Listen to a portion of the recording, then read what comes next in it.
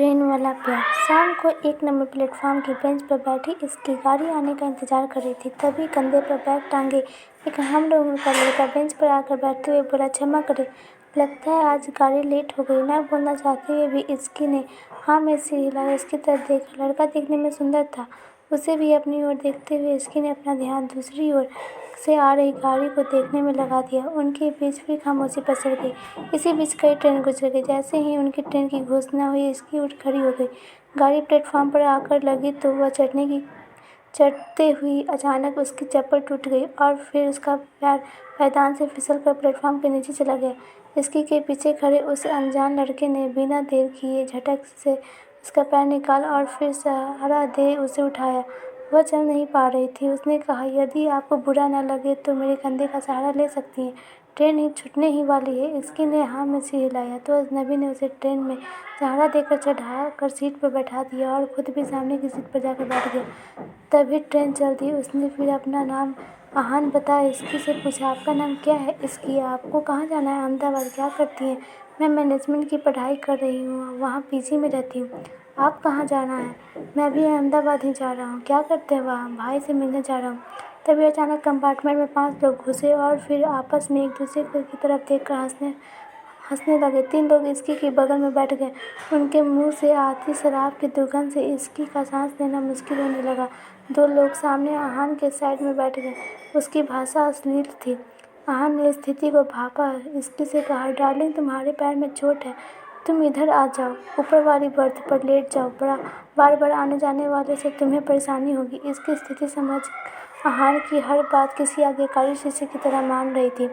आहान ने सहारा दिया तो वह ऊपर वाली बर्थ पर लेट गई। इधर पैर में चोट से दर्द भी हो रहा था। हल्की सी कराहट सुन आहान ने मुंह की ट्यूब इसकी की तरफ बढ़ा दी तो उसके मुंह से बड़बस निकल गई, ओह, आप कितने अच्छे हैं। उन लोगों ने आहान को इसकी की इस तरह सेवा करते थे कोई कमेंट नहीं कसा और अगले स्टेशन पर भी उतर। इसकी ने चैन की सांस ली। आहान तो जैसे उसकी ढाल ही बन गया। इसकी ने कहा, आहान, आज तुम न होते तो मेरा क्या, मैं किन शब्दों में तुम्हारा धन्यवाद करूं। आज जो भी तुमने मेरे लिए किया, शुक्रिया शब्द उसके सामने छोटा पड़ रहा है। ओह, इसकी मेरी जगह कोई भी होता तो यही कर। बात करते करते अहमदाबाद आ गया। इसकी ने अपने बैग में रखे स्लीपर निकाल कर पहनने चाहिए मगर सूजन की वजह से नहीं पहन पा रही थी। आहान ने देखा तो झट से अपनी स्लीपर निकाल कर दे दी। इसकी ने पहन ली।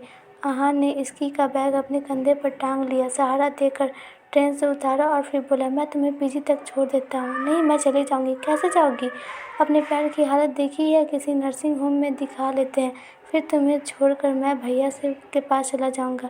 और टैक्सी में बैठे। इसकी टैक्सी में बैठने पर आहान ने टैक्सी वाले से कहा, भैया, पास में जो नर्सिंग होम है वहाँ ले चलो।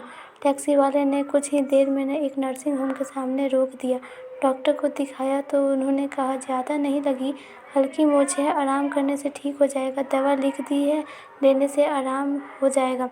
नर्सिंग होम से निकलकर दोनों में बैठ गए। इसकी ने अपने पीजी का पता बता दिया। टैक्सी सीधी पीजी के पास रुकी। आहान ने इसकी को उसके कमरे तक पहुंचाया। फिर जाने लगा तो इसकी ने कहा, बैठिए, कॉफ़ी पी कर जाइए। अरे नहीं, मुझे देर हो जाएगी तो भैया चिंतित होंगे, कॉफ़ी फिर कभी पी लूंगा। जाते हुए आहान ने हाथ हिलाया तो इसकी ने भी जवाब में हाथ हिलाया और फिर दरवाजे के पास आकर उसे जाते हुए देखती रही। थोड़ी देर बाद बिस्तर पर लेटी तो आहान का चेहरा आंखों के सामने आके घूम गया। पल भर को पूरे शरीर में सिहरन सी दौड़ गई, धड़कनें तेज हो गई। तभी कॉल बेल बजी।